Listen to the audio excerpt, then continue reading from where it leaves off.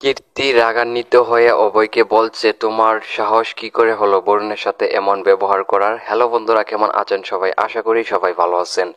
ভাগ্যরেখা সিরিয়ালের আগামী পর্বের আপডেট নিয়ে চলে আসলাম আপনাদের মাঝে। বিস্তারিত জানতে ভিডিওতে একটি লাইক দিয়ে সম্পূর্ণ ভিডিও দেখতে থাকুন।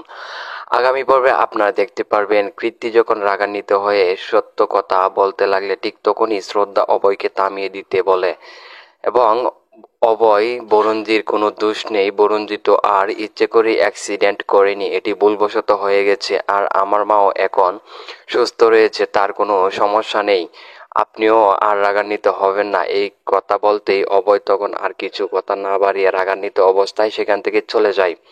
বরুণ এবং কীর্তি তখন সেই স্থান থেকে চলে যাবে। পরবর্তীতে আমরা দেখতে পারবো রাগান্বিত অবস্থায় যখন শ্রদ্ধাকে বলতে থাকবে, শ্রদ্ধা তুমি আমাকে কেন থামিয়ে দিলে, সব কথা কেন আমাকে বললে না।